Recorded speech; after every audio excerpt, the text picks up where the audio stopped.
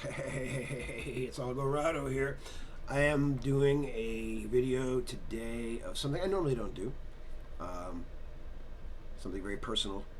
So it has been, today is 1 year since I had a total hip replacement surgery um, on my left hip. And I thought it would be interesting to record this video because I know that during the time period where the osteoarthritis on my leg had gotten pretty severe, I could barely walk. I was using this delightful cane here. I was using this delightful cane. Um, I had reached a point. This started for me. I'll go into it a little bit, but this video is really a recommendation for anybody that's hesitant about having total hip replacement surgery done. So this began for me more or less around 2019, 2020. I teach, and I had started noticing that when I was standing in the classroom, that I was having a pain in my leg. It was nothing severe. It's like this little dull pain right up here by my hip. And you know, at the time I was married, and I would try to get my wife to give me a little massage or whatever. But it didn't abate. In fact, it got worse over time. So I went through a lot of stuff. I separated from my wife, and blah blah blah. And over the next 3 years, and this was during, of course, the pandemic started in March of 2020, and so my leg was getting to the point where I couldn't really even walk very well, and it was constant pain. But I hate doctors. I hate going to the doctor. I hate going to the hospital. I hate all that stuff. So of course I didn't want to deal with it. So I started taking like a leave or whatever to try to help the pain. By the time 2022 rolled around, I was at the point, like I said, where I was using this. A friend of mine gave me this, and in order to walk, I needed to use a cane. I could barely put my clothes on. I had trouble going to the bathroom. My personal life was affected by this too. I mean, there was no, the leg was basically, I don't want to use the term immobile, but it was not how a leg should be. I've always been a really fast walker. I'm not like the most active guy in the world, like running around and stuff like that. But I was always moving fast. I was not used to this kind of thing. I was limping. By 2022, it had gotten pretty bad. I moved, for example, to this house, and I could barely carry anything. By 2020, by the end of 2022, summer of 2022, I was asked by my boss at my job to move a bunch of boxes full of papers. Each of these boxes probably weighed 50, 60 pounds. I moved about 8 of them. By the time I was done with that, it was over. I was clicking when I walked. I was limping when I walked. And I remember one time I went to the mall for something. I can't remember why. I don't go to malls very often, but I did go to the mall. And I remember thinking, okay, mind over matter. Why I was in so much pain? You have no idea. So eventually a friend of mine convinced me to go to one of those clinics that does the, they're open all night or whatever. And, they're like these emergency clinics, not part of a hospital. So I went there, and they took me, my friend, and her husband actually, and they X-rayed me there, and they saw that there was absolutely it was all bone on bone. It was just rubbing. It's pretty bad. So I had to go through a whole series of doctors. That clinic sent a letter to another doctor, who then asked me to go to a general practitioner, and then I had to get the general practitioner to send another letter. It's like this bureaucratic, just jumping through hoops. And the conclusion is that my hip was pretty much gone, and I needed to have a total hip replacement. And so this was what year is this? 2023. So 2022, on November 28th, actually, of 2022, my mother died. And I had already scheduled the surgery. My mother actually had already, in her lifetime, she had had total hip replacement surgery done on both hips, and one of them had been defective, and she had to go and have the surgery done again. So I'm pretty sure that this condition was something that's probably inheritable. When I spoke with my actual surgeon, he said they don't really know exactly what what causes this osteoarthritis thing to happen. Um, so who the heck knows, right? Who knows? And at the time I was what, 50, 52, 53. I had just turned 53 in October. So anyways, my mother died, and I had the surgery on the 28th of December of last year. And I will absolutely tell you, I was absolutely terrified. I had never in my life been put under, with anesthetic or whatever. I never had been in a surgery in my whole life. I avoid doctors as much as possible, like I said. And but the pain had gotten so bad, and I had lost my ability to basically function, to walk. I couldn't run. That was impossible. Not like I run a lot anyway, but I couldn't even run. And if I could force myself to walk, but it was always painful. And of course, when I went to the first clinic, they started giving me like Vicodin and hydrocodone or whatever, all these different pain pills. And so I was taking those. I lost a lot of weight actually. I wasn't eating right. I made myself sick with them. I didn't feel any difference. I took too many, and I was drinking alcohol with them and things like that. You shouldn't be doing all that. But that's how bad the pain was. And I stay away from pharmaceutical drugs too. I don't like to use pharmaceutical drugs at all.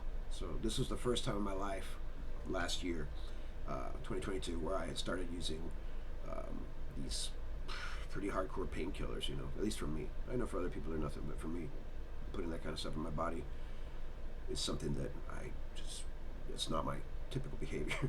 I don't like taking drugs, like that. And so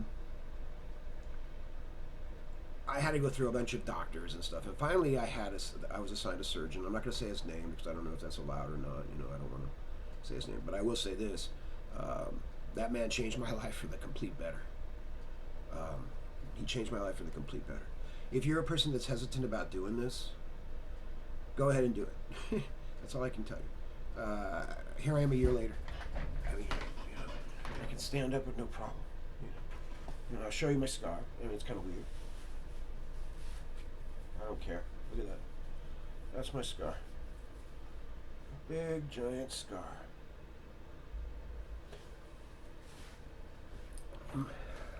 They cut my leg open, stuck a metal spike in it, and it's in there, and I'll show you an x-ray of it from the last time I went to the doctor, which was April of, I know this is not going to be the best quality. I'm making this video kind of impromptu.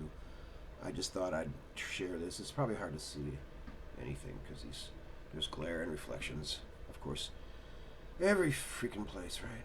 So, let me see. Anyway, believe me, there is a spike in there. It's hard to see it, again, as usual. Maybe if I make it bigger. Nope, there it is. Oh, there we go, there we go, almost. So, there's a big spike in my leg, okay? And, so, December 28th, I got the operation. They gave you some killer dope before you go in. You're high as hell, And the guy asked me what I did for a living, and I told him I was a teacher. There was a guy in the operating room and put a mask on me. I don't remember anything else. I woke up, around 12:30. My operation was like at 7 in the morning, and they were done with me like at 10. My friend that was with me, she said that around 12 I woke up. They let her see me, and I guess I smiled at her, and then I went back to sleep. This was the same friend that had recommended I go to the clinic to begin with because of the pain I was experiencing, etc. And I stayed with my friend for over 2 weeks. And they cooked for me, took care of me. I was using a walker, it hurt to go to the bathroom. Evidently, I got a urinary tract infection from the catheter that they stuck in me while I was under. You have to fast before you go in, but I drank a lot of water because I wanted to make sure I was hydrated while I was in the surgery. You're not supposed to smoke either, of course, and things like that, but Anyway, so it was very painful too. Once the pain medication wore off, the first night that I was home, wow, that pain was the most exquisite pain you've ever felt. I mean, I could barely move. The first night when I was in my friend's house, I couldn't sleep. Going to the bathroom, having to use a walker, having to be careful. I had this big bandage on that they had, you know, stuck on me or whatever. It was horrific, and I wouldn't have been able to do it without my friends. If you're a person that's hesitant about doing this, though, my sincere recommendation is go ahead and do it. The technology has changed quite a bit from even when my mother had it done. My mother had it done like 20 years ago or whatever before she died, and evidently they've improved quite a bit. The implant that I have is from Johnson and Johnson, some subsidiary of theirs that produces these gadgets, and all I can say is that if I hadn't done this, I probably wouldn't be walking at this point. If I was, I'd be using a cane. I could barely put on a pair of socks. I had to like roll over in a ball just to get a sock on. That's how bad it had gotten. Every time I walked, I was clicking. Click, click, click, click, click. It's the sound of the bone rubbing against the bone. There's pelvis bone and the little joint there, rubbing away on each other. And this went on again for it got really bad. By 2022, it was bad. 2021 even was pretty bad, but it got bad. So if you're a person that has been hesitant about doing this, I highly recommend doing it because it changed my life. I mean, if I hadn't been for this surgeon, I had the most outstanding surgeon. I mean, he literally changed my life, and I'm impressed. I was worried about being a slave to the medical industrial complex, that kind of thing. And I have to go back and see my doctor in April. You'll have to go for the rest of your life, pretty much. Go see your doctor like once a year, just to get, probably check it out, take an X-ray or whatever. But if I hadn't done this, my quality of life would have been miserable. So this surgeon, he really changed my life for the better, and I was so hesitant to do it. I know a lot of people, out there are really hesitant to do this and scared, like I was. I was terrified, but I highly recommend it. A couple suggestions I would make. Make sure you have somebody that cares about you, that loves you, whatever, to take care of you for the first couple weeks at least. That's one thing, definitely. Don't be afraid. As soon as they told me that I didn't have to take the pain medication anymore, I stopped. So like immediately after the 2 weeks later, I had to go see the doctor a couple of times afterwards after the actual operation, and he said, well, if you want to take them, you can. If not, and I had to go to physical therapy too. Do your physical therapy. It's another recommendation. I think the most important thing, though, really the main thing is make sure that you have somebody who can take care of you, because you will be incapacitated. You will not be cooking a meal with a walker and the pain that you experience. Once they did like a spinal block or something. Once that wears off, those first couple days are exquisite pain.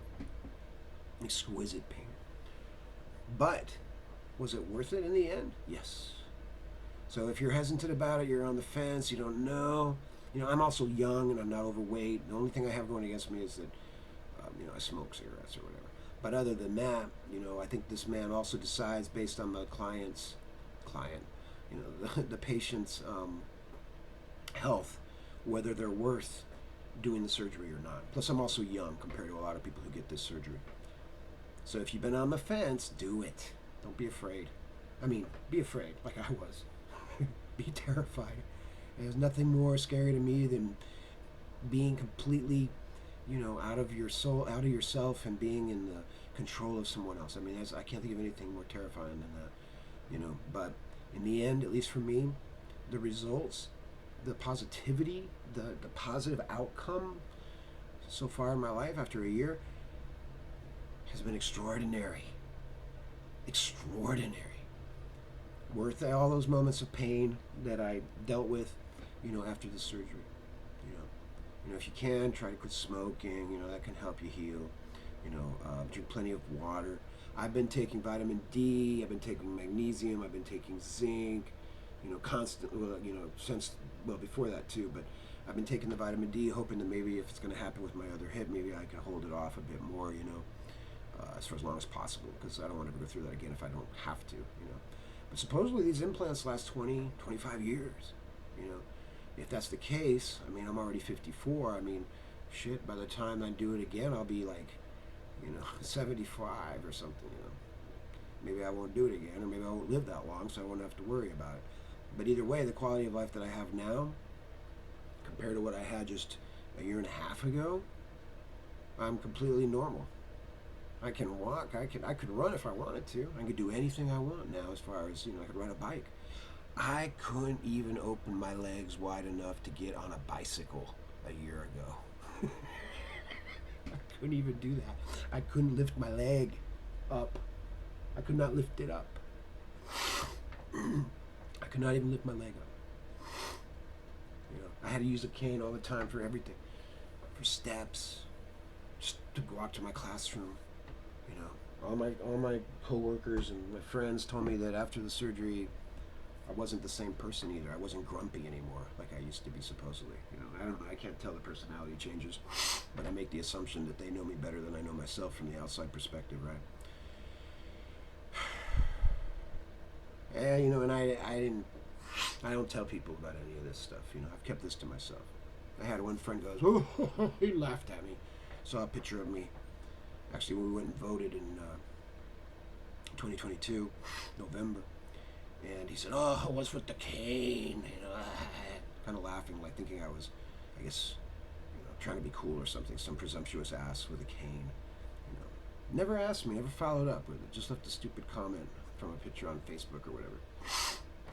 So a lot of people don't really give a shit about you either. That's another thing you learn too. Most people don't care.